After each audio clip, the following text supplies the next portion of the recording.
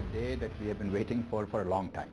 And we're very happy that this day has arrived. GST is a historic reform and can only do good for us as an economy. Any reform that results in simplification, I think, is very good for us. The hotel industry is very much ready for the rollout. I think what we got the sense that there would be price reduction or there will be stable pricing for the next 2 or 3 months. Whatever was an estimate earlier on indirect taxes will now be a finality with the input tax credit. So I think the impact should be a very good impact on this. The biggest impact has been there in terms of dampening the volume growth and perhaps to levels which are very low. Impact is there in the industry because most of the stockists have not been buying.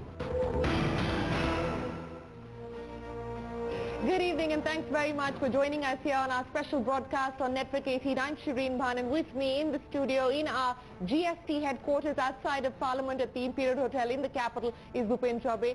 And we've of course got a star-studded lineup here in our studios with us: Mukesh Butani, Mr. Lakshmi Kumaran, Professor Gowda of the Congress Party, Ashok Malik, and in our Mumbai studios, Rohan Shah. We've also got with us Mr. Rohila and of course MS Mani of Deloitte. We'll be joined by more guests in a short while from now as we count down to the rollout of the GST. Parliament all lit up, awaiting the function to begin, which starts in Central Hall at about midnight tonight. But before that, let's just go across to our big newsmaker this evening. Joining us all the way from Chennai is the former Finance Minister, Mr. P. Chidambaram. Mr. Chidambaram, thanks very much for joining us here on CNBC TV 18. Sir, the Congress Party is the key architect or the original architect of the goods and services tax. You've been a part of the GST Council. The GST Council has cleared the legislation. Parliament has cleared the legislation. You've decided to come this way. Why then the decision to boycott the session in Parliament, sir? The Finance Minister extending an invitation to the former Prime Minister Manmohan Singh to be party to the proceedings in Parliament today. Why has the Congress decided to stay away?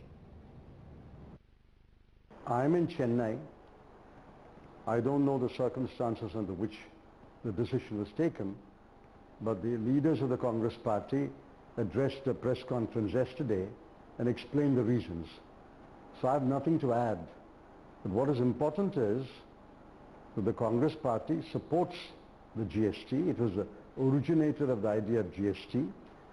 We welcome the introduction of GST, although it is an imperfect law as of today. And participation or otherwise in the midnight event has nothing to do with the substance of the matter, namely that the Congress is the original proponent of GST and we support the GST.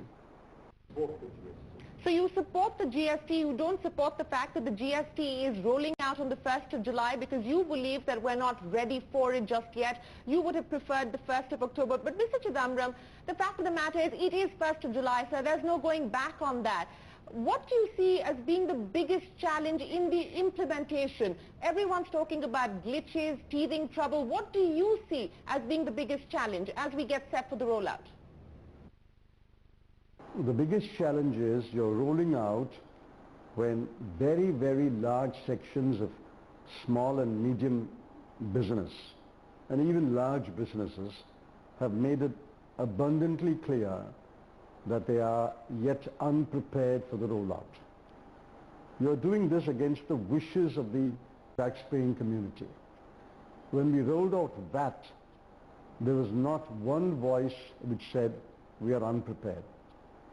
6 states, for political reasons or other reasons, did not or could not join VAT on day one.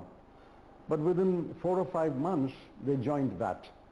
But no one in the business community said he or she was unprepared. Now here the business community is crying hoarse for the last couple of months that we are unprepared, and the government is refusing to heed their voice. That, I think, is the biggest stumbling block.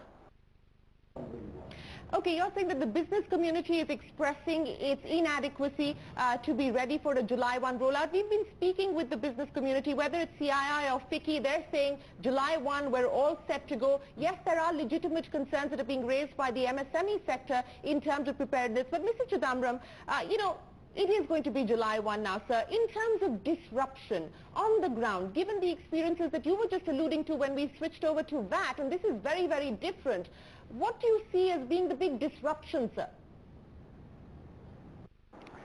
See, to be dismissive of the business community is, for want of a better word, simply pontification. I think it's unfair. The government is a government of the people. In this case, the people are business persons and consumers, and their voices must be heard, be that as it may. I think there are design flaws in the GST. It is not, let me repeat, it is not a one tax.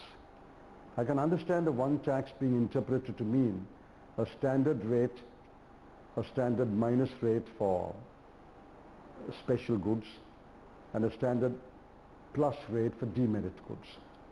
This has got 7 or 8 rates, and if more and more cesses are added, there could be as many as a dozen rates. Secondly, there's diarchy in administration. If your turnover is less than 1.5 crore, 90% will fall under the jurisdiction of the state government and 10 under the jurisdiction of the central government. If your turnover is over 1.5 crore, the division will be 50-50. Now, whether a taxpayer falls under the state government or the central government, will it be decided by a lottery? What kind of a diarchy in administration is this? The third major flaw is a number of returns. Most countries require you to file a return once a quarter. Here we have 3 returns a month plus an annual return. By any conservative count, a business person has to file 37 returns in one jurisdiction. If he's a multi-state business, you have to multiply that number 37 by the number of states. The last, and according to me the most abominable flaw, is the anti-profiteering authority. Whoever dreamt of this idea or conceived this idea, I'm afraid there's no knowledge of either economics or business or market or competition. I think this should go. If this government doesn't repeal the anti-profiteering authority clause, I have no doubt a wiser next government will repeal it. Well, so the Revenue Secretary in an interview to me has clarified that this business of 37 returns is not accurate information, it's untrue. And even as far as the anti-profiteering instrument and the anti-profiteering authority is concerned, the government saying that it's an instrument of last resort, it's the Brahmastra, so to speak, to be used only if they actually need to. But let me end, sir, you're not going to be here in Parliament, so let me end then by asking you, what is your message to the Finance Minister and the government this evening? Well, I can only give them my good wishes. Less symbolism and more substance is what I would wish for. No one can rewrite history. No one should attempt to rewrite history. The Congress and the UPA were the originator of the idea of GST, and we steered it. Both me and then Mr. Pranab Mukherjee and then again I steered it a long way until 2012, when it was stalled. I don't have to tell you who stalled it.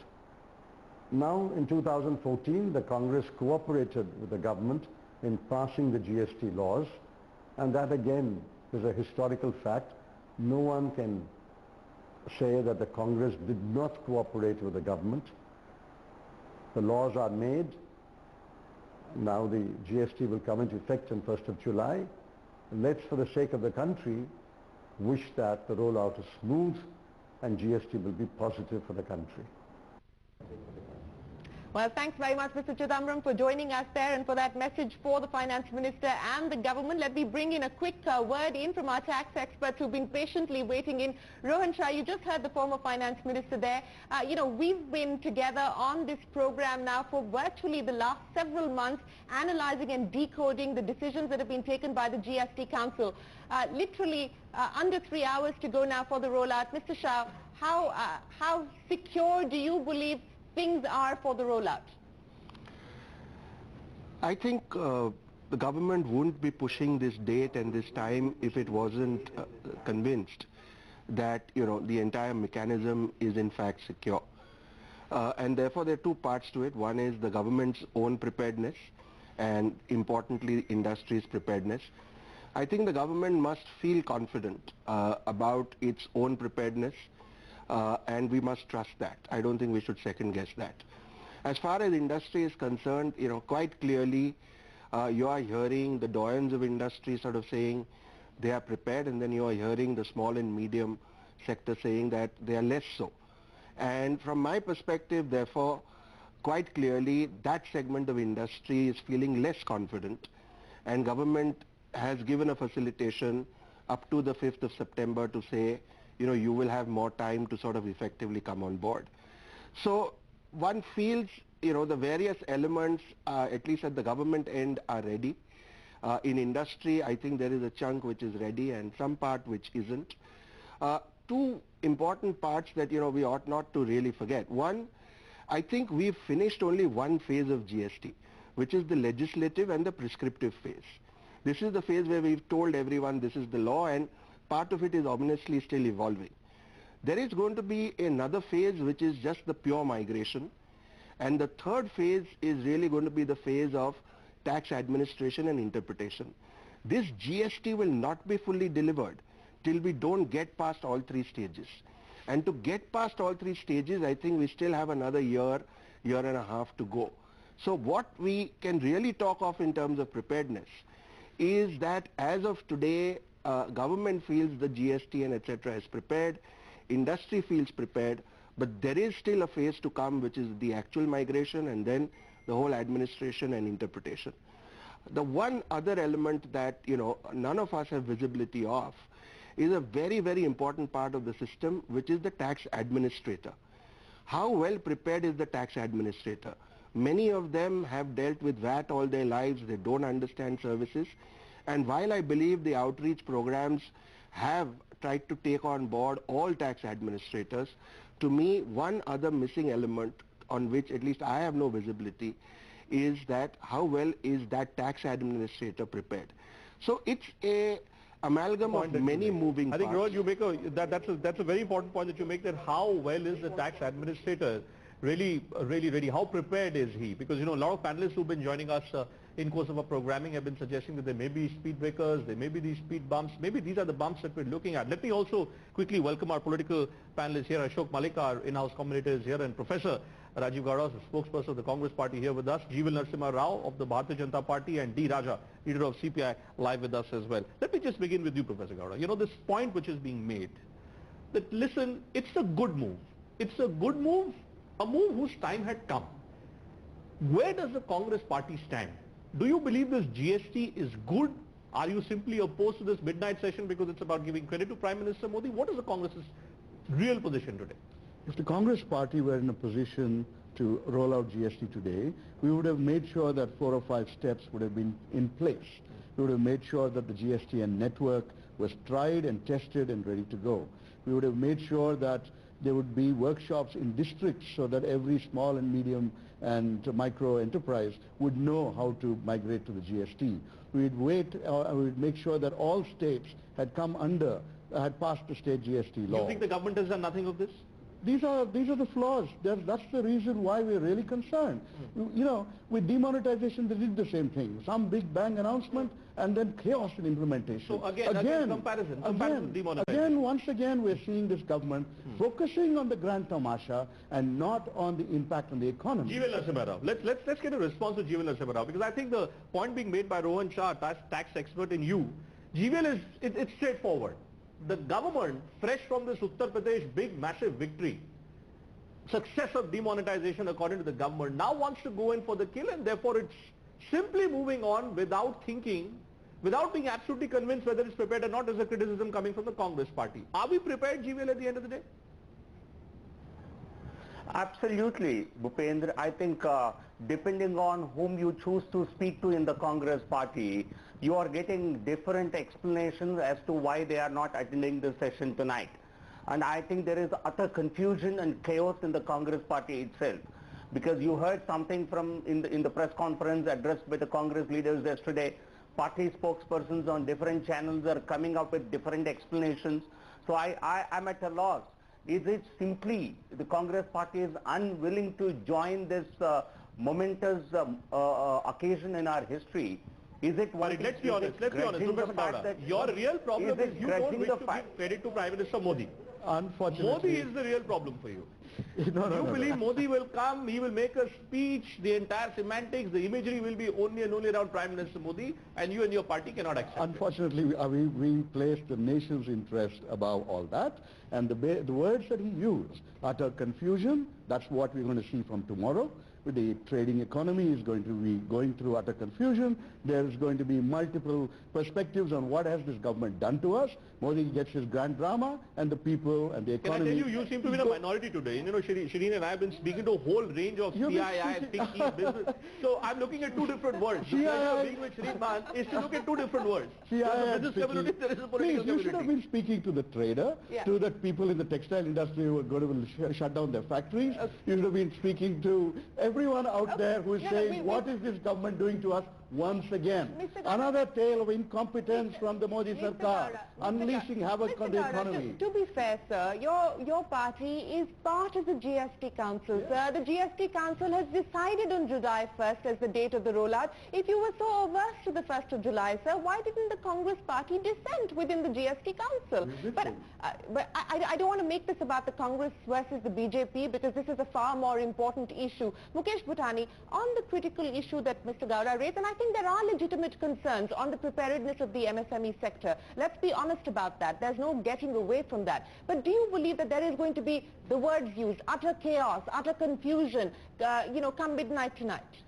Well, I'm not going to get into slugfest. No, I'm not asking you to. I'm not asking you political, I think what's important to understand is that when the constitutional amendment took place last year, the amendment gave a time period of 1 year, which was a transition time period. The states actually lose their right to levy tax or under VAT under the under the erstwhile law.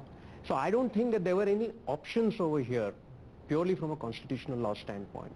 And as a result of that, you have to have implementation. The second thing is that as Indians, we are always used to doing things at the last moment. I can tell you with great degree of confidence that even if the July 1 date gets shifted to September 1, we will still be facing the threat on the 25th of September by the trucking community or by the MSME. Nobody rules out the possibility of disruption that's likely to happen in trade and commerce starting midnight today. I think the issue over here is different for large companies and different for small and medium enterprises. But the large companies are equally concerned because under the erstwhile law, when the goods left the factory gate, excise duty liability was discharged, and that's it.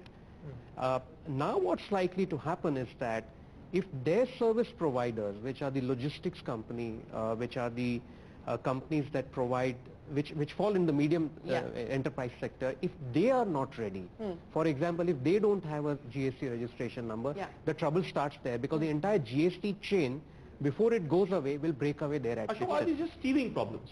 Are they just teething problems? The intent is there, the preparedness is there. Let's be ready to face some teething problems. There will be disruption. There will be serious compliance issues because there's such a new tax with so many new compliance requirements. And I think for the next 6 months, if not a year, there will be teething troubles as we go from one stage to another of the GST chain. But the fact is, as Mr. Bhutani suggested, if you hit this date of September 1st or April 1st next year, or whatever it is, you will still have this initial hiccup. So you will have this problem. So this political opposition, Mr. Raja, if you can hear me, sir, this political opposition, this boycott of this special session, is it simply for politics' sake? It's not about facts, it's not about merits or demerits, it's just that you do not... Okay, Mr. Raja, I'm told we don't have him right now. We'll try and go back to him.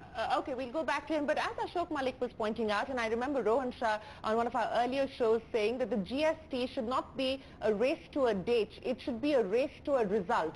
So MS Money, let me ask you that question now. Given where we stand today, and we've been talking about the difficulties that are likely to be faced by the small and medium enterprises specifically, on the tax administration front, and I think that was a crucial issue raised as well, dealing with services, for instance, at the state tax administration level, how big a challenge is that going to be? It is a major challenge, and it is a major challenge not only for the tax administrators but also for service providers, Since you asked about the tax administrators, let me just focus on that. I believe for the last 8 to 9 months or so, the government has been spending a lot of time in training its officials. And a lot of effort and a lot of time has gone into ensuring that all the tax administrators have been trained. The question is, have they been adequately trained, and will they be able to discharge their functions from day one? And I think it is very obvious that no one will be able to grapple with the law from day one, primarily because of two reasons. One is the fact that the law has evolved over the last 3 or 4 months. The final notifications and final rules have been released just a week or so back, and therefore even the tax administrators will need to read this, understand this and interpret this. Having said that, I don't think anyone expects the tax administrators to be equipped with the right answers from day one. If as we go along over the next 1 or 2 months or so, the tax administrators are able to grapple, deal with the taxpayers fairly and make the GST very, very acceptable to everyone, I think that is more than half the battle won. Because to me, the key challenge today... On that point of acceptability, and let me get Mr. Lakshmi Kumaran and Mr. Rohila to respond to that. Mr. Lakshmi Kumaran, you know, the messaging from the government has changed in the last few weeks. The messaging from the government is now, look, we understand the challenges, we understand the problems, we want GST to be acceptable and palatable, and hence it's going to be a light touch approach when it comes to enforcement, at least for the first few months are concerned. Do you believe that that message now has allayed a lot of the fears and concerns on the ground? What is the feedback that you're getting? I think you are absolutely right. As far as the trade is concerned, they were definitely worried whether they will be able to comply with all the laws. But this time the government has been responsive. Many of the questions raised have been answered very, very responsibly. And also we get positive responses from the government saying that in the first few months, if there are legitimate mistakes or something, etc., we are not going to take a very harsh decision against you, etc. Having said that, one must also, we must look at it. This GST is indirect tax. It's a commodity tax. When the rates were announced by the council with regard to various commodities, and it is supposed to come in the 1st of July, you will see all the retailers are coming with saying the pre-GST sale discounts and all. Why? Why? Just ask this question, why? On the 1st of July or whatever date, etc., it is going to change the rates.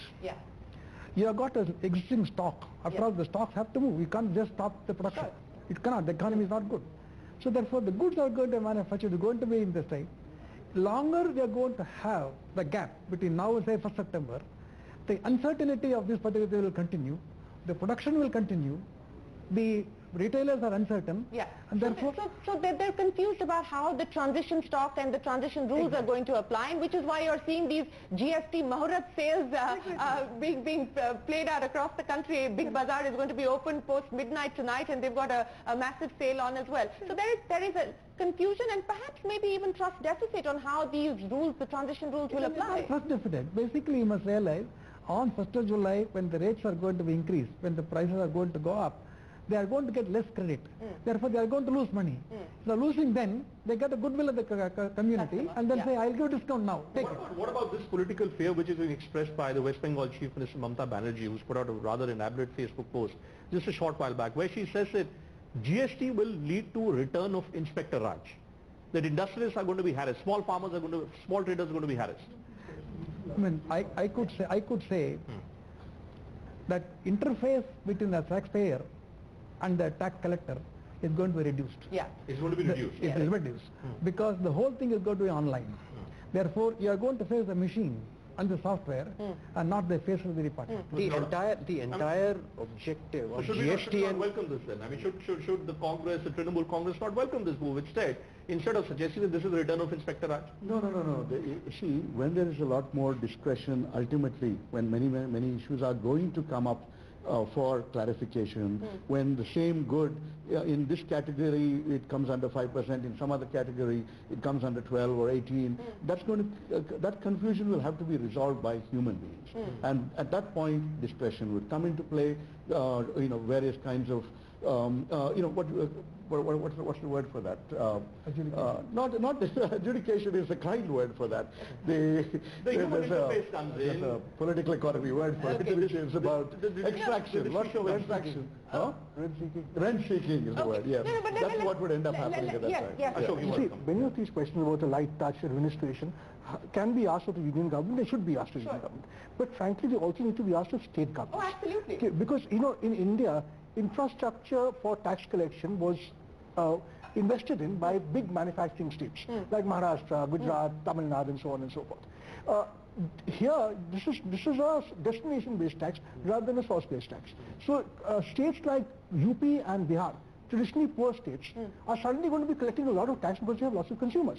So they also have to upgrade their tax systems. They also have to sensitize their tax officers. No, and there is dual empowerment here as far as tax administration is concerned. The state government, is going to play a part as well. This whole federal competition will also be judged by how modern your own GST tax system in your state is. Fair point. But let me address this issue of rent seeking, because this is a genuine concern. And one, of course, has to deal with the anti-profiteering clause aspect of the law, but the other is this business of discretion. Mukesh, let me start by asking you about how you allay this concern and whether this is a legitimate or a justified concern to have. So it's partly related to the earlier question on enforcement mechanism. The GST network is expected to, the outcome is that there will be less interface between the taxpayer. The assessment will be self-assessment process. But I think the bigger challenge lies in the fact that currently the state revenue officials are trained and groomed in a manner that they have to do an assessment where they call for the register, books of accounts. And I think this requires a deeper degree of administrative reforms as to how do you reorient the skills of the inspectors to be able to familiarize themselves with risk assessment procedures and only pick up suspect cases for assessments or audit or investigation. So I think this is where the concern of Inspector Raj is coming from, that by the time you're going through this transition phase of reorienting the skills of the state revenue officials, how will you be able to... Can I look at it this way, Mukesh, and maybe I can take that question to Jeevan Narasimha Rao, Shireen. Though, you know, I mean, Mukesh Butani's argument and a whole range of other tax experts, the view seems to be GVL that maybe it would have been better if there would have been some kind of a trial period. Then maybe many of these, you know, speed bumps, many of these teething problems that we're talking about would not have existed. Did the government at any stage think of having some kind of a trial period, maybe for a couple of months? In a sense, I think all the SSCs will get the first 1 or 2 months. They are anyway being given a grace period to file the first month's return. There are bound to be teething troubles, but then let them learn while doing it.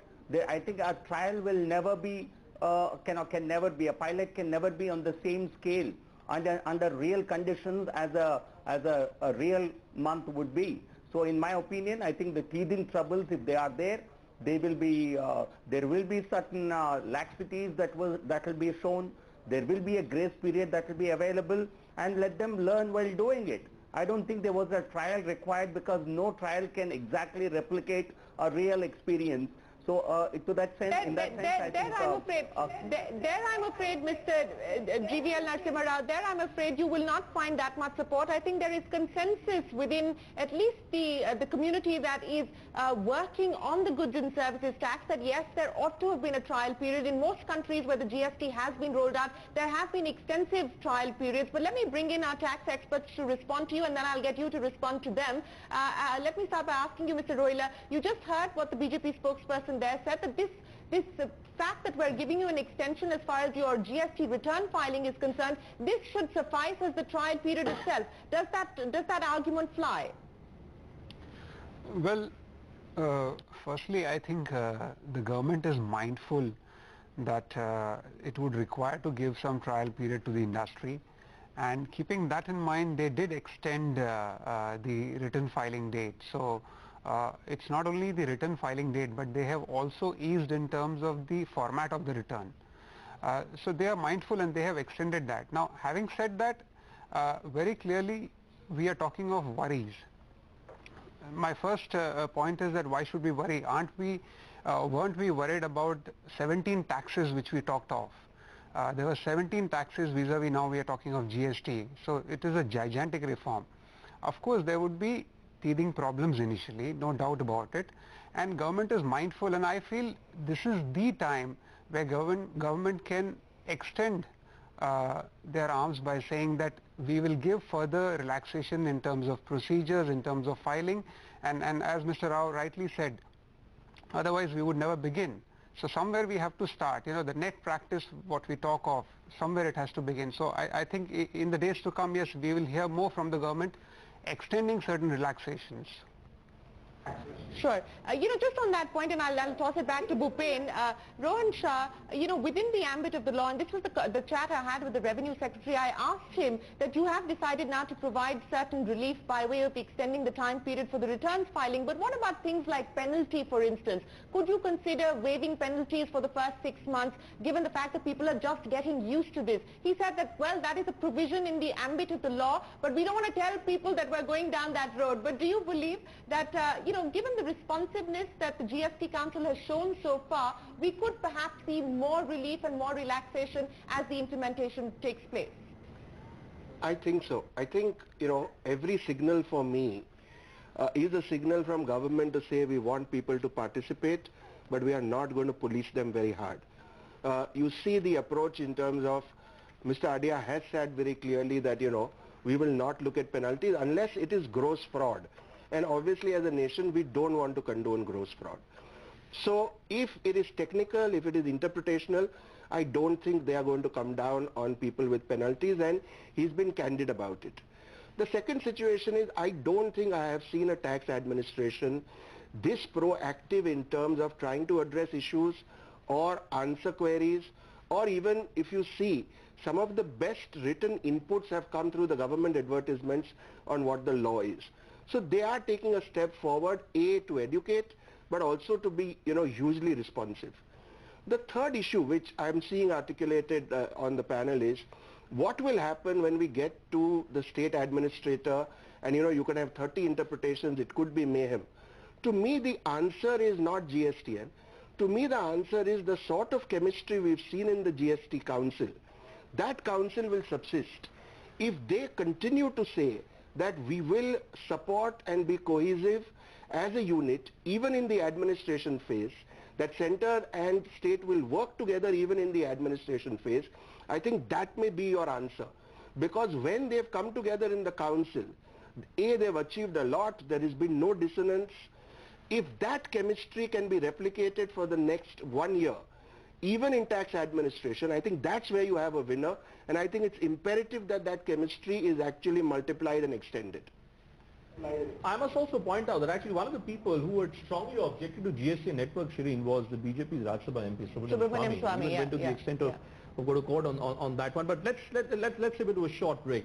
There are lots of questions to be raised out of Jeevan Narasimha on the other side. Congress's criticism that this is nothing else but an attempt being made by the Bharatiya Janata Party somehow to take full credit and convert this into a massive marketing exercise. Is that the reason why this midnight session is being organized? As we dive into the break, Deepa Balakrishnan is there in Bengaluru. Deepa, a lot of people suggesting there could be confusion starting tomorrow morning in terms of goods, in terms of services. Is that the sense in the IT capital there in Bengaluru?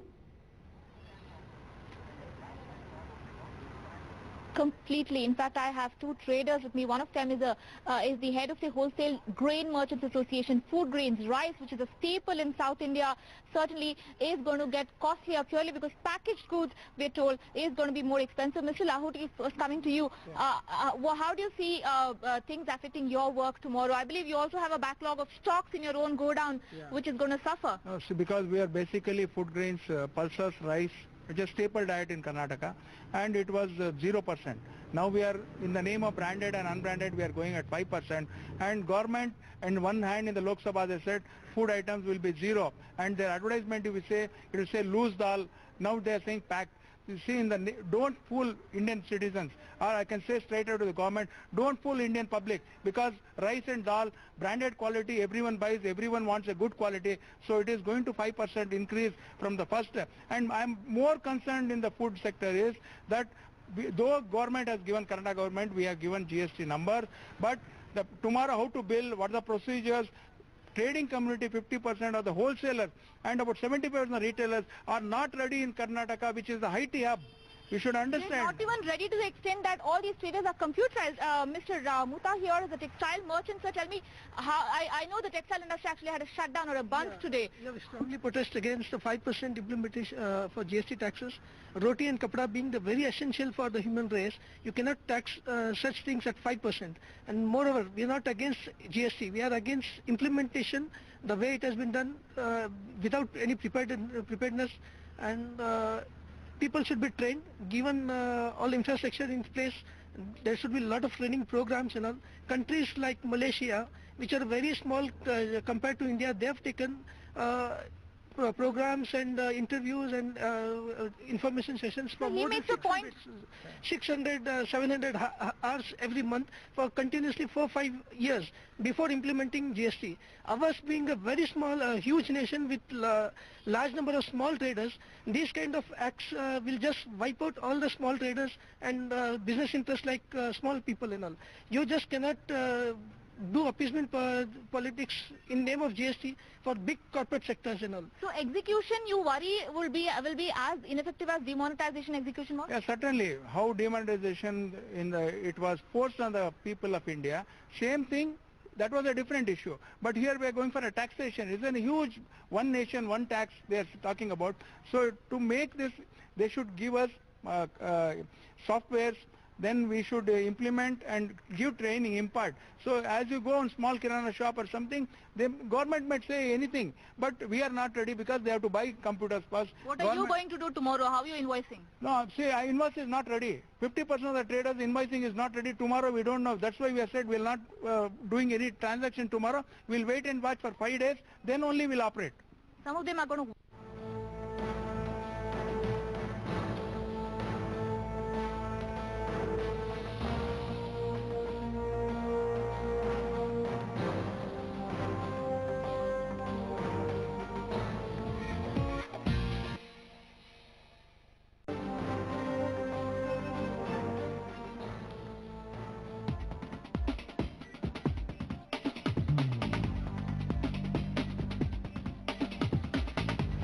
In just 2 weeks, you will begin to implement the largest tax overhaul in your country's history.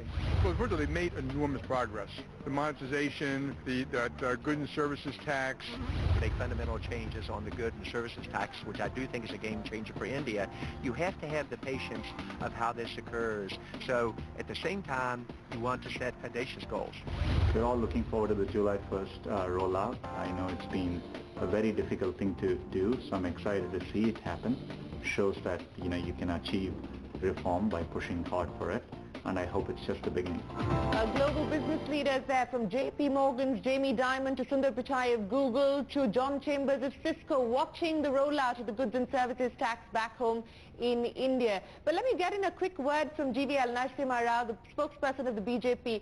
Sir, just before the break, you heard traders there talk about the fact that, look, you've created this distinction between branded and unbranded. You're, in a sense, penalizing somebody for wanting to formalize his business, wanting to go the branded route. I know that the government's argument is that, look, if you take a registered trademark, then you can afford to pay a 5% tax. But think of it from a perspective of a small business owner, sir, and respond to the gentleman that you just heard. I think he was actually trying to mislead people of the country. Let me tell you, this country, this GST, under this present GST regime, all agricultural commodities, essential commodities attract 0% tax. Okay? And until today, many states were charging not if it's branded, sir. Not if it is branded. Branded, the levy is 5%, sir. Please let me complete. Please let me complete. Until now, you were paying 20%, up to 20% tax on the agricultural commodities at the mandi level itself through various taxes, state VAT, purchase tax, then mandi fees, all that put together. States were earning a massive revenue by hiking up the prices of agricultural commodities. Starting tonight, there will be zero tax on agricultural commodities sale or purchase at the mandis. This is likely to bring the prices down substantially to the tune of 10 to 20% in different states. So therefore it's a big bonanza for farmers and consumers. And only a small section of the society which buys the branded atta, branded food products, I think a 5% is a small tax. Many of these companies which make these branded food items, they have margins of over 25%. So when you are able to pay 25% margin on the raw product, on the prices of the raw produce, can you not pay a small 5% fee on it? A small 5% GST on this? Can I just get Professor Gowda in on that one? The taxes have been... GVL, if it's a bogus argument, okay, it's a bogus argument. It's a bogus argument according to him. But let me put it this way, sir. Are you not worried that by skipping this midnight session today, what is the message you're sending to the people of the country? Because the BJP obviously would like the country to believe that this is something which will put the nation on the high growth trajectory. The Congress on one hand saying no, we are with GST, but on the other saying no, we are against this pomp and splendor which is being done in Parliament. Somewhere are you not giving a wrong message to the people of the country? Not at all, Bhupen. Basically, you think about when they should have been passed. 2013, the GST should have come through, and the BJP obdurately opposed it, and we've lost, what, 6 years? So score political points. You would have gone to Parliament, you would have told people of the country that you are not like the BJP in opposition, you're a more responsible opposition party. You could have said that. You know, if you look at the 2% growth that is expected from GST when it finally settles in, that's, 2-3 lakh crores. So 2-3 lakh crores into at least 4 years, 12 lakh crores is the loss to the country's growth because of the BJP 12 lakh crores. GVL, it's rather the argument. We could have done it a long time ago. Congress could have waited in 2014. In 2014 as well. Could have finished it much earlier if they had also... But GVL, if I could, I just want to understand the symbolism behind this midnight session. There are many who believe that this could have been done in a regular session of Parliament. Session could have started during the day. This midnight, this obsession with midnight session. What is this midnight session all about, GVL? I think we seem to have lost that line with GVL Narasimha Rao. He's probably on his way now to Parliament.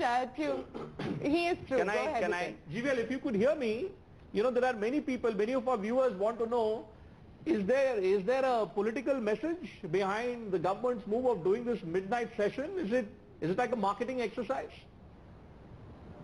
No, Bhupendra, it's a historic occasion, and therefore it really befits this occasion to have a special session of this nature, because we are becoming, as I said at the start, we are becoming one economic union today. We were not until today.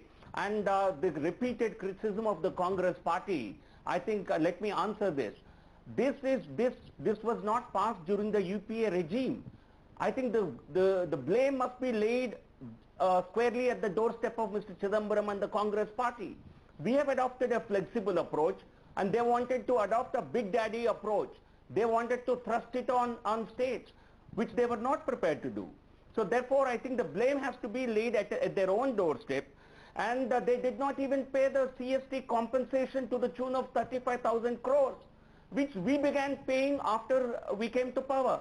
So they lacked credibility, they lacked legitimacy, and they lacked flexibility, and they can blame nobody for this except themselves. You're being converted into an irrelevant political outfit. The BJP lacks competence, they lack empathy for the traders and the small person, they lack empathy for the economy and its growth. Unfortunately, today's grand special tamasha, which is what this midnight session is all about. Grand special tamasha, GST has a new name. Grand special tamasha. That's all it is. That's all it is. Drama. We could go back and forth between GVL Narasimha Rao and Rajiv Gowda till at least midnight tonight, but that's not the aim and the intent. The intent is to inform and educate our viewers of what's changing come midnight tonight with the goods and services tax being ushered in. So GVL Narasimha Rao, appreciate you joining us here on CNBC TV18. Thanks very much for your time. Let me bring in another important voice from industry. Kiran Mazumdar-Shaw, the Chairman and Managing Director of Biocon, joins us. Kiran, thanks very much for joining us here. About 2 hours to go now for the rollout. All set to go? Well, as a company, we are all prepared. But what really worries me is that the rest of the supply chain is not quite prepared. I mean, you're already hearing, very, very nervous and worrying signs from pharmacists, from stockists, and the pharma supply chain, that they are not quite prepared, and they don't seem to be even prepared in terms of their IT backbone, in terms of having that the required IT capabilities to deal with GST. And I think a lot of them are even saying that the formalities involved are so complex that they are really worried about whether they can cope with it.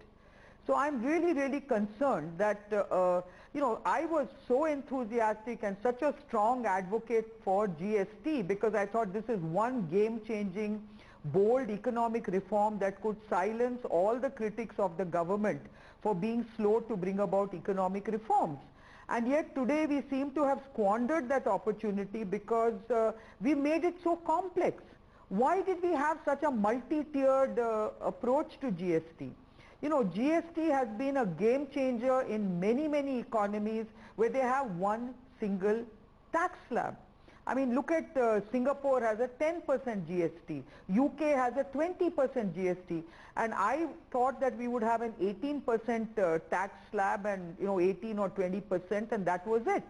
Okay, you could have had a 2 slab at the most, but to have so many levels of slabs, so many complications, I mean, having these ridiculous subsectors such as non-AC, AC, I mean, this is ridiculous. I mean, what have we done?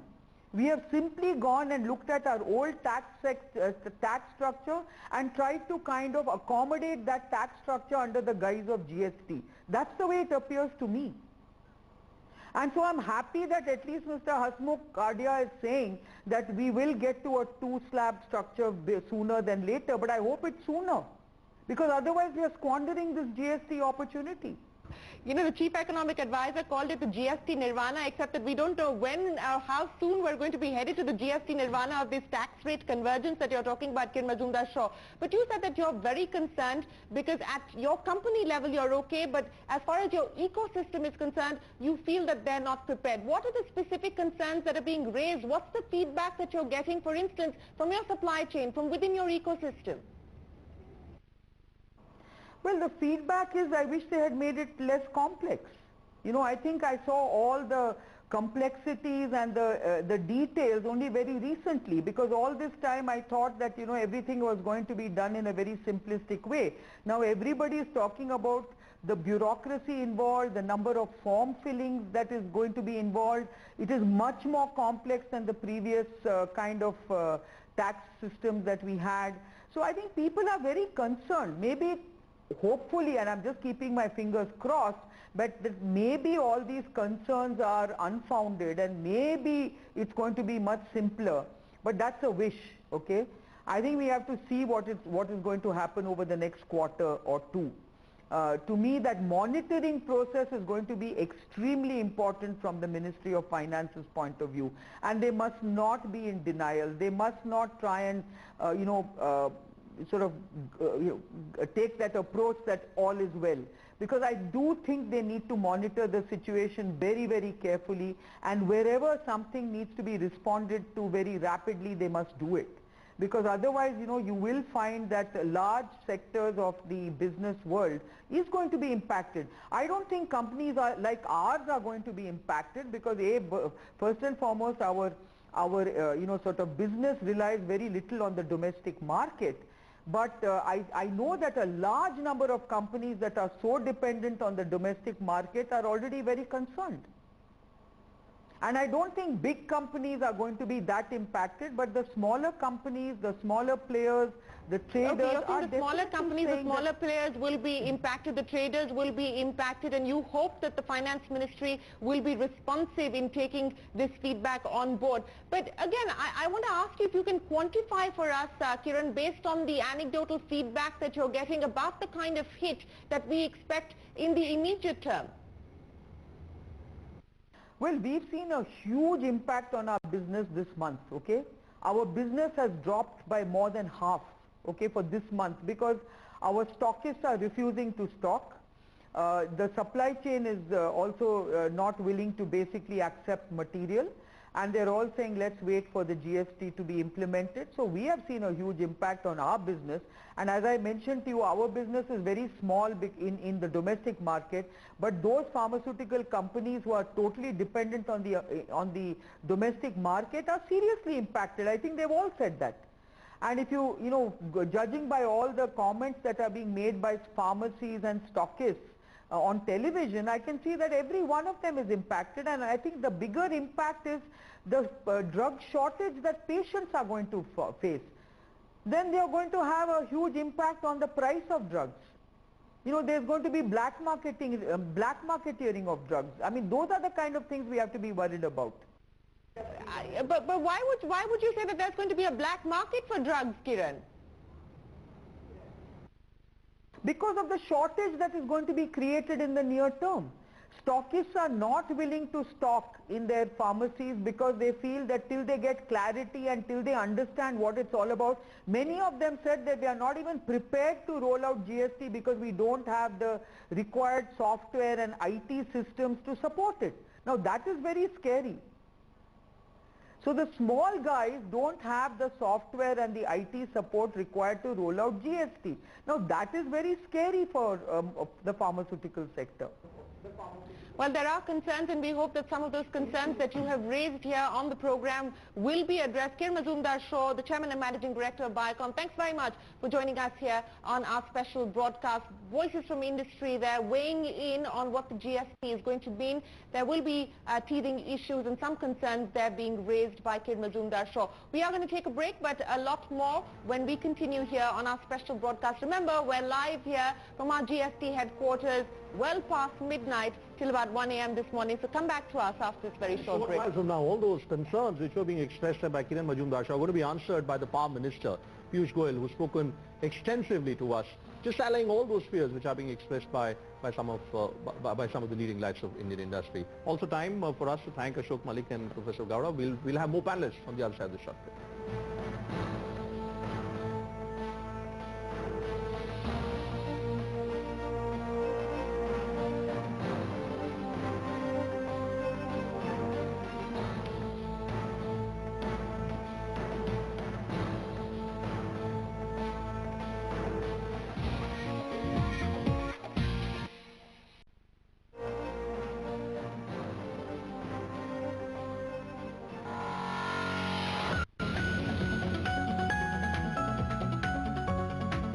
If we don't join the GST regime, there'll be a complete trade isolation. The 75 lakh person has to have an ERP. This is going to lead to Inspector Raj.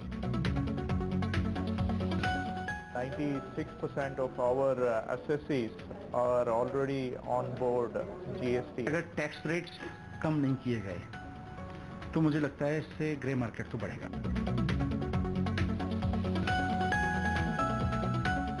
कोई भी छोटी भी त्रुटि रह जाती है तो उसको जीएसटी काउंसिल के माध्यम से दूर किया जाएगा। GST rate on fertilizers was reduced from 12% to 5%. The new system is properly in place. Nobody will have to look back.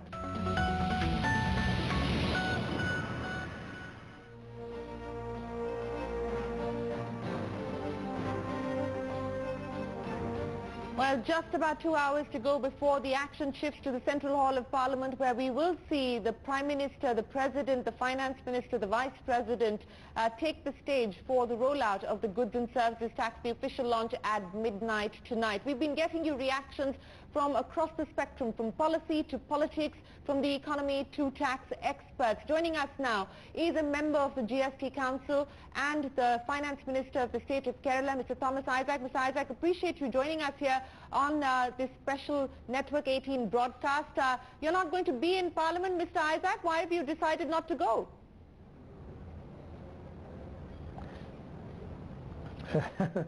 One, certainly GST is a very important tax reform, but not of an order to have a midnight session, recalling the days of 1947 and so on. That's propaganda, partly political propaganda. I don't want to be part of Is that the problem, Mr. Isaac? Is that the only problem that you have, that this is, as you called it, propaganda, and hence your hesitation to attend the GST session in Parliament tonight? That's reason number one. Reason number two is, I don't think these are times for any celebration, even if it is for GST. At a time when lynching of people has become a kind of common occurrence because you belong to a different faith, is really obscene. I feel disgusted to join the parliament to celebrate GST or anything for that matter. But Mr. Isaac, don't you think that, you're missing the wood for the trees, sir? Because on one hand you say that you support the idea of GST, but, on the other you're simply opposed to this midnight session, this obsession, that a lot of opposition parties seem to be having against the government's desire of having this midnight session. What message will you send to the people of the country? Will people of the country not think that you all are completely opposed to the idea of GST, though in principle you seem to be supporting it?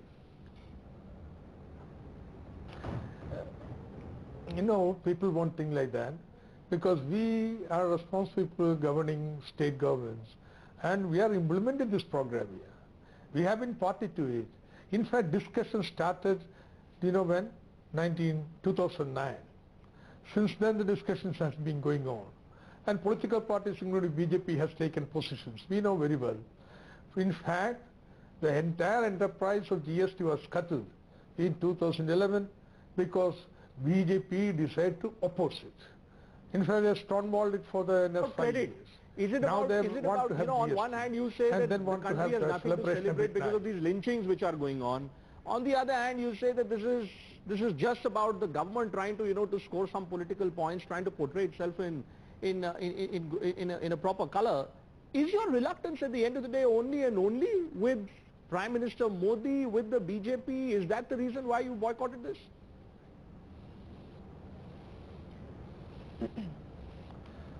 Look, we have been cooperating with the center and other states to formulate the GST, roll it out. But now what is this drama of midnight? Tell me. I don't think GST is as fundamental a change as that introduction of VAT was, really. In fact, GST I consider an extension of VAT across the state boundary. Therefore, or in direct tax code for that matter. So there have been nodal points in the evolution of Indian tax system. This is yet another important one. But to make a drama of it to this scale is certainly a political propaganda. Mr. Isaac, as you said that you didn't want to attend this session because you believe that this is propaganda and drama. But let me now talk to you about substantive issues, sir. One issue that requires clarity from the GST Council is how responsive will the GST Council be? The view from the ground is that, look, we expect the GST Council to be flexible, we expect the GST Council to be responsive, and it's going to be crucial and critical for the GST Council to act hastily, given the fact that you will get feedback in real time from the ground on the implementation itself. So explain to us, sir, how responsive will the GST Council be in the implementation phase of the GST?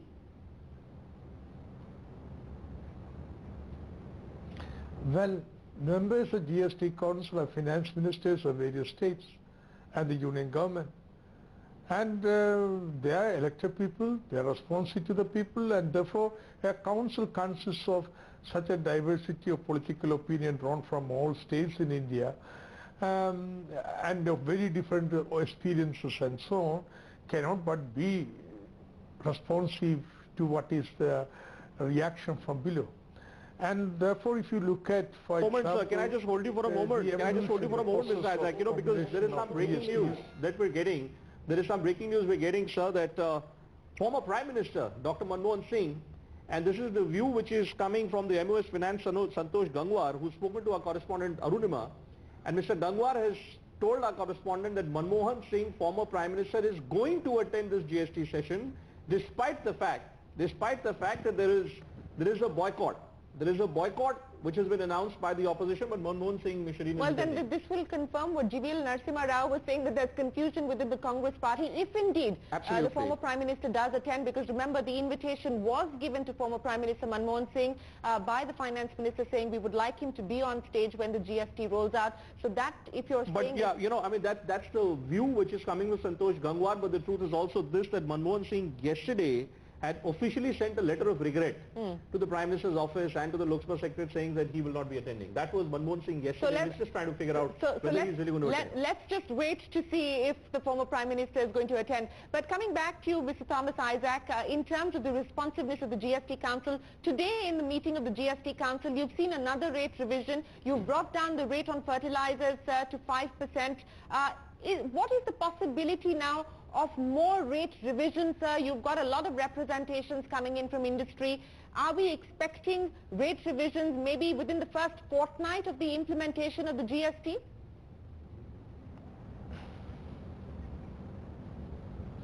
I do not think any overhaul of the rates.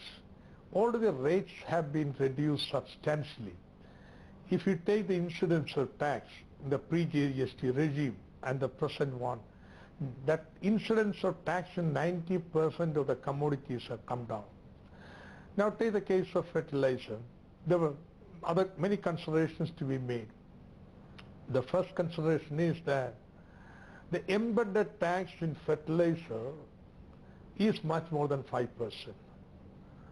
And therefore you reduce it to 5% would mean the state governments will have to refund the manufacturers. Well, that's the decision that we have taken, because 12% tax on fertilizer, well, it was not getting good reception among the farmers, and therefore council took a positive view about it and made the decision, you see. But it's not a simple thing of playing around with the rates. One, you have to have a calculation of the existing pre-GST rates. And that's very difficult because rates differ from state to state, and therefore you have to calculate a weighted average. That's calculation number one. Calculation number two, you have to look at the taxes embedded, the tax that was paid for the raw materials so that would go to make fertilizer or whatever. So these two calculations are taken and a rational decision has been made. Now still there is option for public opinion, and some of the rates will be fine-tuned. I don't think there will be basic change in the structure of rates at all. For a moment, because CNBC TV18 is running these flashes, and former Prime Minister Manmohan Singh is indeed going to attend this function. So Madhu Yakshi Gaur, spokesperson of the Congress party, is here. Madhu, is there clarity? Santosh Gangwar, and this is Santosh Gangwar, MOS Finance, he's saying Manmohan Singh is attending. Manmohan Singh last night had sent a letter of regret that he is not attending. Can you throw some clarity whether he is attending or not attending? Well, I just came in, but I'm not aware of it, honestly speaking. So as far as the Congress party is concerned, Manmohan Singh is not attending. As of now, yes. As of now, he's not attending. Yes. Okay, so that remains. That's my instruction. So we should just correct. So we should just correct the flashes which are there on the screen. Well, those are attributed to the Minister of State for Finance, Santosh Gangwar. So maybe he's got it wrong. We don't know. But yes, it's absolutely right that till we have absolute certainty on this, we will continue to try and get a confirmation on that. But Mr. Isaac, before I let you go, sir, what is the feedback that you're getting in the state of Kerala from, pharmacists? What are you hearing from the MSME sector in terms of preparedness, in terms of being ready for the rollout? We were just talking to Kiran Mazumdar-Shaw, and there were concerns that, for instance, within the pharmacy space, there are issues on stocking, and we could see a shortage, for instance. Is there any feedback that you've got from the ground that corroborates that? Yes. There are few issues, few sectors where people felt they were discriminated, they were not given due consideration. Like, for example, SME sector, certain particular lines like plywood and so on. Two Ayurveda manufacturers who thought the classical medicine preparations must be treated on a par with allopathic medicine. Three, the tourism people who thought the 28% tax on the highest bracket room rent was too high. and so on. There were a number of such issues that we felt, and we have raised it in the council. We will consider it later. But there has been no outrage in Kerala. See, you are transforming existing tax regime, which varies from state to state, and a national average is made. There will be always some states on some issues which will suffer a higher tax, others lower tax, and therefore there would be naturally certain conflicts of interest. It's not very surprising. You're right that we will probably see those issues in the implementation phase. But Thomas Isaac, the Finance Minister of Kerala, member of the GST Council, they're saying the GST Council intends to be responsive and will look at revising rates if at all it is necessary. If it's absolutely necessary, the Council will take up rate revision even in the future. Thanks very much for your time. But let's go across now to our colleague Sapna Das outside Parliament, getting ready for the big event. Sapna, what's going on?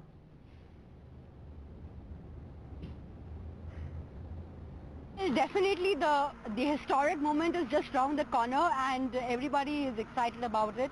Of course, there's lots of politics also going on this subject as to who's coming and who's not coming. We have been hearing all the guests on the channel. Well, having said that, the GST Council had its meeting and the Prime Minister was there for a couple of minutes. I suppose around 10 odd minutes, and then he left. We have heard all the state finance ministers speak about the outcome of the meeting. Of course, the finance minister also made certain statements earlier to that. So in terms of the big decision, we already have all of that. That's been pointed out in terms of the fertilizer aspect. Here, very clearly, the Haryana finance minister also noted that had the 12% rate on fertilizers continued, then the bag of urea, the cost would have gone up by at least 30 rupees per bag. So that's quite substantial. We do know for sure that Punjab also has voiced its concerns. That as of now remains sorted. There was also another smaller issue, say for example exclusive parts, exclusive component of tractors. So there is a bit of a confusion on that front. That decision, what we understand, has actually been deferred for the next meeting. Also, State Finance Minister very clearly indicating that now the meetings will be held every month, but they'll be held every Saturday, and the first meeting is going to be held the first Saturday of the month of August. So most likely the month of July is going to be a month of implementation, of monitoring, of watching, observing. The centre will be playing a very crucial role in terms of responding to any emergency challenges, so to speak. And even on the matter of rate revision, absolutely, it's totally open right now. For example, Maharashtra Finance Minister pointed out the issue of textiles, on the rate on fabric. They want it probably to be in the 0% bracket. Meghalaya pointed out about handlooms. Some other states have raised some other concerns. So this is going to be an ongoing exercise, at least starting to the month of August. For the next 3 months, we will see all these decisions, all these things coming up, all these aspects coming up. Very quickly in terms of rules, 3 to 4 rules were expected to be finalized. What we have understood is that some amendments have been made to the rules on compounding, so that probably has got cleared. And of course the e-way bill, as was clarified in the previous GST Council meeting, that will take around 3 to 6 months to shape up. So state governments have been given their own discretion, to keep a kind of a transitory mechanism ready in the Sapna, maybe we let you go. I'm told that Amitabh Bachchan, Lata Mangeshkar and the who's who of India today are going to be attending that ceremony. Maybe you should be going inside Parliament and giving us minute-to-minute details of what's really happening inside Parliament. But the focus remains on Manmohan Singh, Santosh Gangwar dropping a bombshell of sorts, going on record saying Manmohan Singh is attending, but there is no clarity. Typically, with most things, Congress, there is never any clarity. There is always confusion. Man who hopefully is not confused is Baduyakshi Gaur. Is the Congress confused? Would you rather be there? Would you rather be inside Parliament today? Let me make it very clear, Bhupen. Congress is always consistent. She stands for consistency. Not confusion. The confusion is only with Mr. Modi. If you remember the demonetization... During the midnight session, you're calling him, he's confused. How? I would like to remind the nation what Mr. Modi said as a leader of opposition. GST लागू नहीं हो सकता जब तक tax payers का network GST network के साथ मिलन नहीं हो सकता. The same Modi, we are asking the GST network, they just called for a tender and given a time up to August, September. Jeevan Narasimha was on the program a short while back and he was saying actually the difference between the Congress and the BJP's approach to GST is that the Congress was being very, very inflexible and the BJP is being very flexible. So BJP is it has managed to address all these concerns which you say. Well, the Bharatiya Jota Party, Jota led party. by a Jota leader The who grand always, tamasha, Bharatiya Jata lies, Party, I can see lots always of lies publications about coming it, to always lies. If I go on listing what all Prime Minister said and not done it, then the whole time is taken for that. But you know, Madhu, I must ask you, Union Minister Piyush Goyal is going to be with us in a short while from now. I must ask you that, have you really gained anything by boycotting this session? What is it you got? Well, in principle, it is the Congress who made the constitutional amendment and bought the GST. Is it just not opposition for opposition? It's Is not it not the opposition for opposition? No, if you brought in the constitutional amendment, you could have taken the credit. That's we always share the credit. We always behaved responsible opposition, unlike the BJP, how they behaved when they were in opposition. What we said it today, the country, the problems facing by the farmers, the atrocities on women, Dalit, minorities, nothing has been ever discussed. And why this tamasha all about it? What is this? You're using this word tamasha consistently. It is. You're using the word tamasha. It is. But here is a party, here is a BJP which did demonetization. You all ridiculed that move. But you look what happened. You look what happened post Your channel demonetization. shown how demonetization ill-prepared. The ATMs were not programmed. More than 100 people have died. How much in problems caused faced by the people of this country? Okay, let me then go to Union Minister Piyush Goyal, whom I had spoken to a short while back, and we began by asking Mr. Goyal, Union Minister for Power, about the significance, Mr. Goyal, of this big move which is being described as a tamasha by Madhu Gaur. Well, I think the Indian economic history is getting transformed, because for years and years we have had these multifarious taxes, cascading effect of taxes that we have suffered. We have suffered in our exports because we've not been able to really get a recompense for several taxes which otherwise we have to pay. Consumers have no clue what is the real tax burden on them. So at a series of taxes getting accumulated in the final price of the product, 17 indirect taxes, 33 cesses, all getting wiped out. And one GST, making trade and business so simple, making it easier for business and traders or manufacturers to maintain records, making it so much more transparent when we are doing business. I think it's a great day for India tomorrow when it will be launched. 1st of July will be a day of celebration. Also, celebrating the federal structure of this country. All political parties in the country getting together, passing the constitutional amendment bill, getting together and approving all decisions unanimously in the GST Council. All parties in different states approving the necessary... Saying cooperative federalism. Mr. Goyal, where is cooperative federalism? Cooperative and collaborative federalism in India. Sir, where is cooperative federalism? You're saying it's consensus, cooperative federalism, but look at what Mamata Banerjee is doing. The Congress is opposing. Lalu Yadav is also opposing. You're being accused, sir, of taking credit from the Congress party. The Congress started it, you're only implementing it, you're only interested in taking credit. No, but Bhupendra, in all our statements, in all our activities, we are involving all the parties. So tomorrow we have invited Honorable former Prime Minister Manmohan Singh ji, Deve Gowda ji, to be on the dais with the Honorable President and other distinguished leaders. So really we are not at all trying to take anything. It's the success of the GST Council. It's the success of all the political parties. And if at all we had to take the credit to ourselves, we wouldn't be sharing the credit which we are doing across the country with all people of India. So I think if at all they feel that we are taking away the credit, then all the more reason they should participate and share that credit with us, which we are obviously trying. So would you use this platform actually once again to make an appeal to opposition parties? You know, there's still an art go not to boycott this special parliament session. Yes, why not? Through you, I'm happy to make an appeal to all leaders of all parties, all members of parliament, all leaders of different political parties should join in, share the celebration, enjoy the fact that India is moving into a new orbit of transparency, a new orbit of a corruption-free, harassment-free regime for traders and businessmen and manufacturers. I have been in business myself. I have suffered the agony of so many different tax departments, so many records to be separately maintained for each. You know, you used to reach the factory in the morning, and if there was a white ambassador with Central Board of Excise and Customs written on it, you used to wonder, will we go home and sleep tonight or no? Now all of that is over. We have a regime which will be largely system driven. Everybody only needs to enter their sales invoices honestly. You enter your sales invoice, everything else is taken care of by the system. But all you have to do is enter the sales invoice honestly. System does the rest. Pay your taxes on all your sales, sleep peacefully.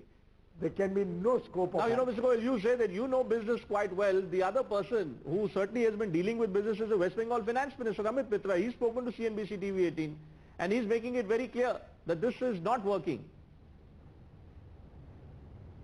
I'll just correct you, before you go further, I'll just correct you.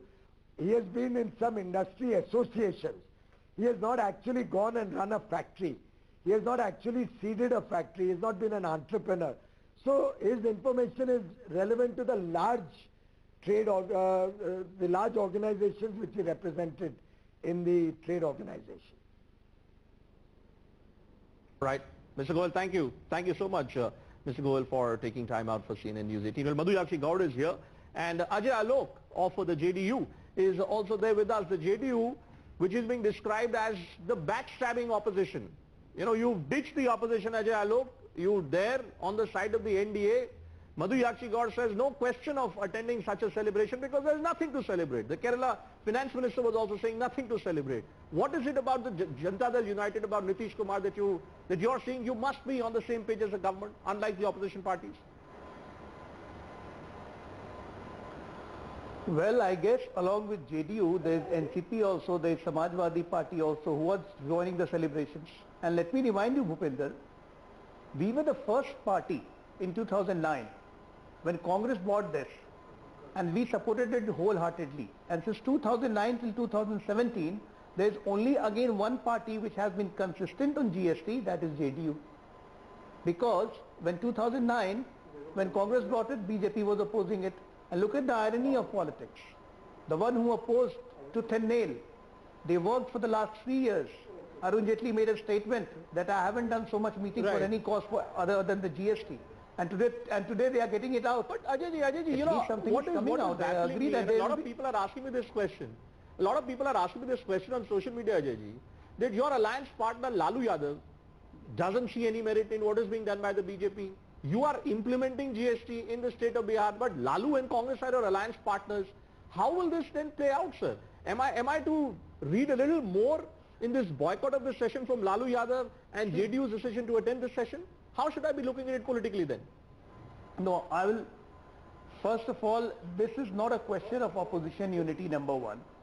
Number two, if they are opposing it, I guess it is a symbolic opposition because they are not interested in fanfare and tamasha, whatever they feel, that it shouldn't be done like that. Let's get Madhu to respond to this. It's not symbolic, it's systematic, it's a clear understanding why we opposed. We made it very clear. Not only this is tamasha, but there are so many, as you showing on your own TV, how the state councils were, finance ministers attended this GST council. But made some remarks. Your alliance partner in Bihar, you know, is it not true? Is it not true? That's the question that I was asking you. If someone like a Nitish Kumar, who also belongs to the so-called opposition space, if Nitish Kumar as Bihar Chief Minister can think in terms of being on the same side of the government, maybe because he believes that this is something which will help the country, could the Congress not have done that?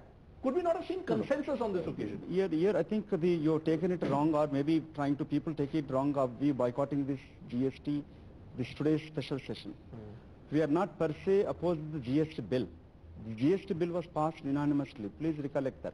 It is Congress insistence brought to the taxation to an 18% and above, and 1% above 18%. Now what they promised, Arun Jaitley now is going to 28%.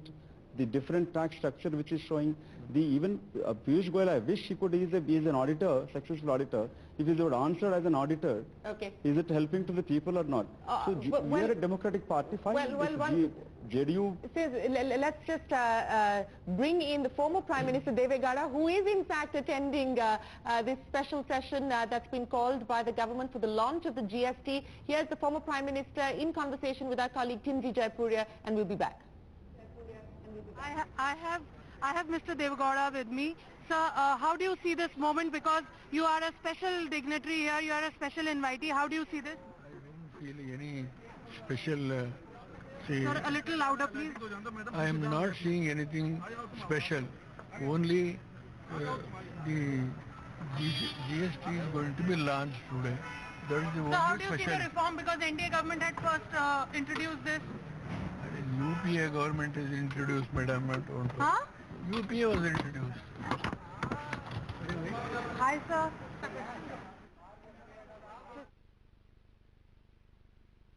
So not saying too much there in that chat with Timsi Jaipuria, who's trying her level best to try and get him to say something that's meaningful.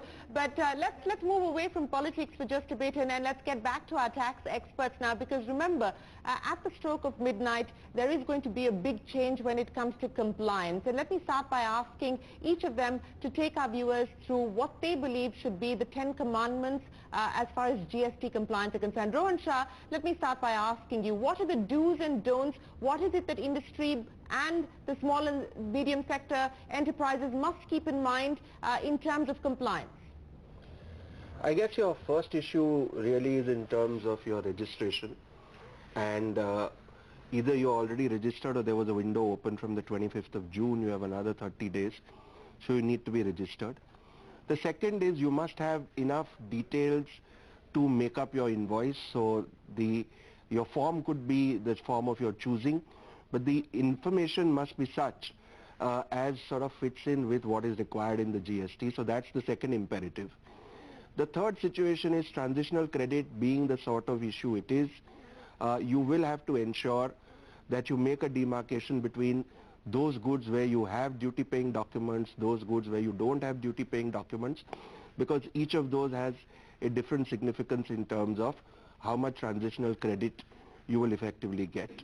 In most cases... On the issue of transitional stock, Mr. Shah, if I could just interrupt you and ask you, what is the kind of hit that you expect industry to take? There have been all kinds of numbers on the hit that the auto industry, for instance, could take on the transitional stock and so on and so forth. What is your own assessment on the back of the feedback that you probably have got from your clients? And I'll ask each of our tax experts that.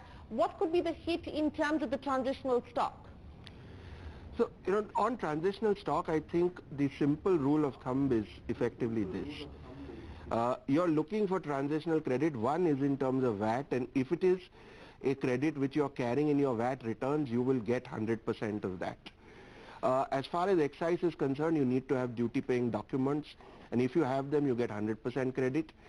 If for some reason you don't have the documents or you don't show it on your return, the situation is you will get a presumed credit, and that presumed credit is sort of playing out in the context of 40% or 60% depending upon the rate. So if the rate applicable to the goods is 18% or more, you get a presumed credit of 60%. If that is sort of to be seen in the context of a different levy, then you will get 20% and 30%.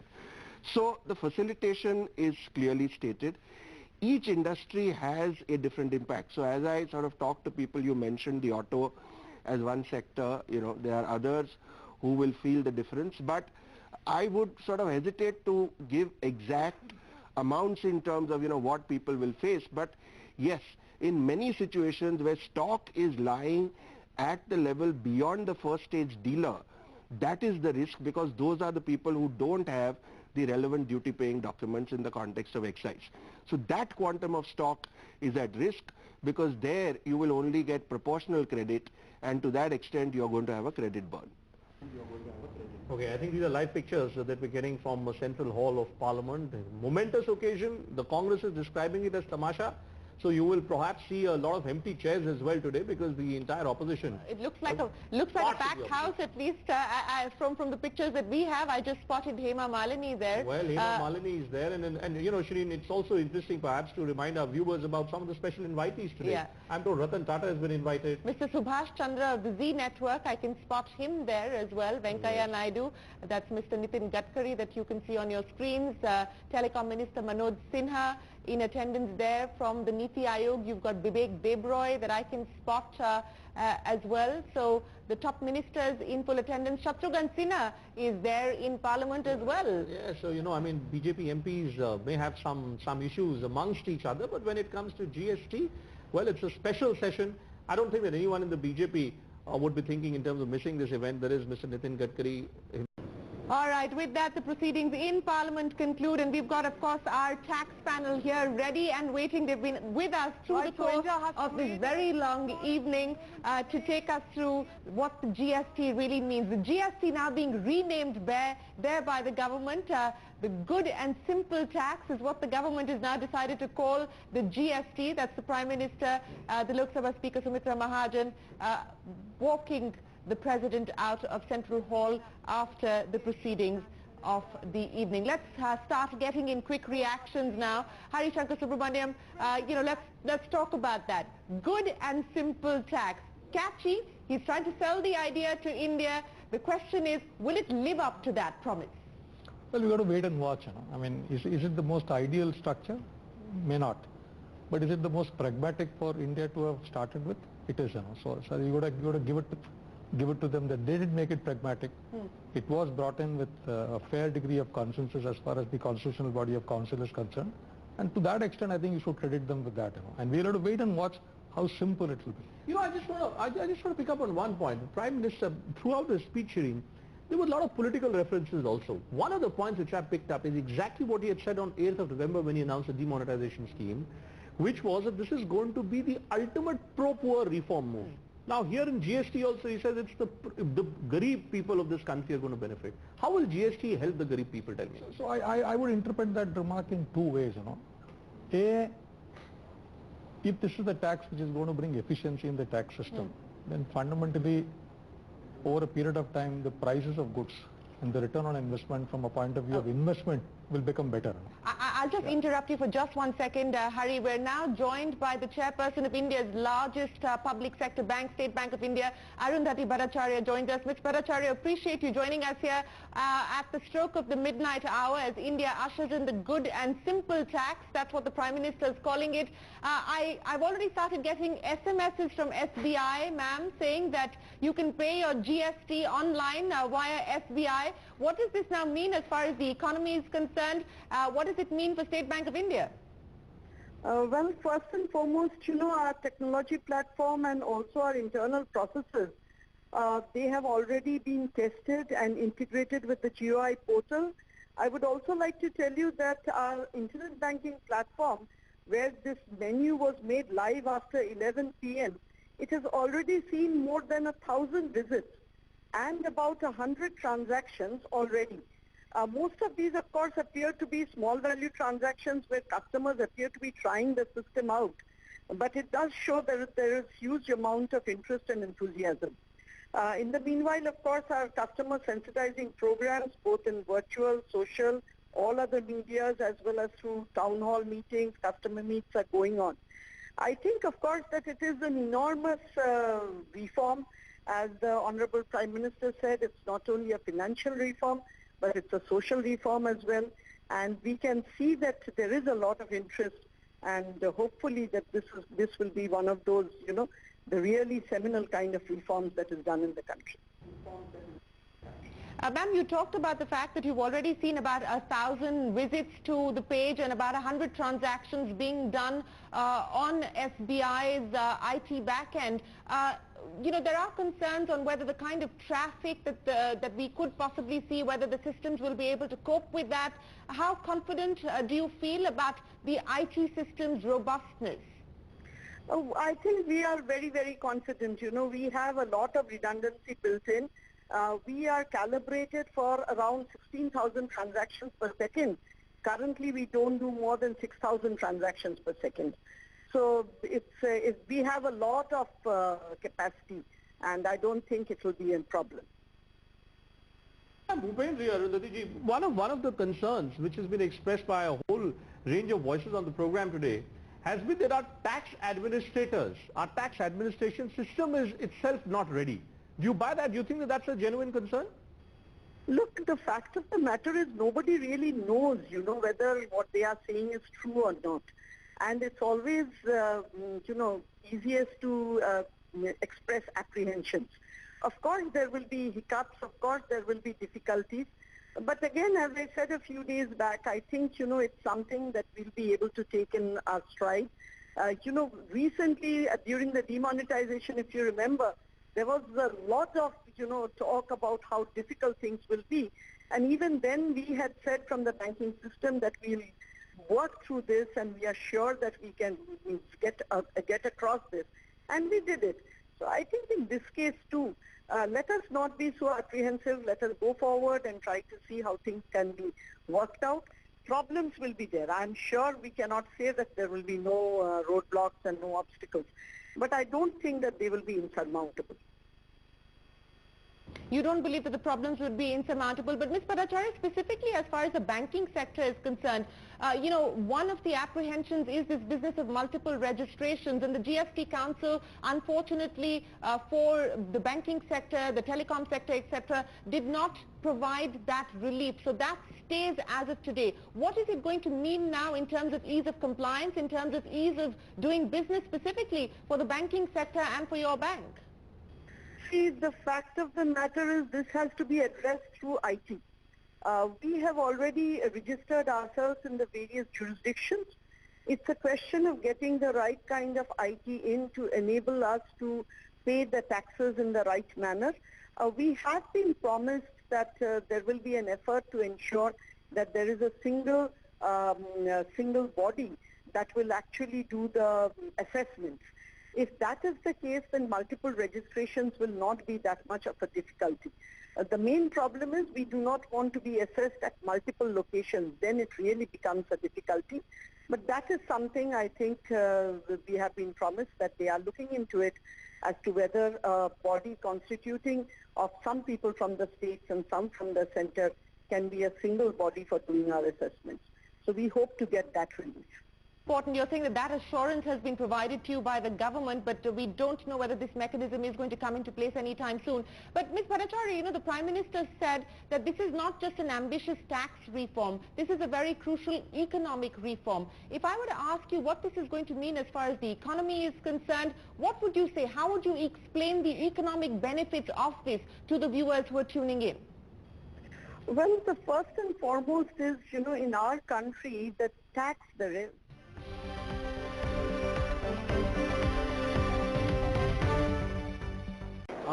in good old days, we had a tax system wherein if you pay a tax and you buy something and you use it to manufacture something else, you would end up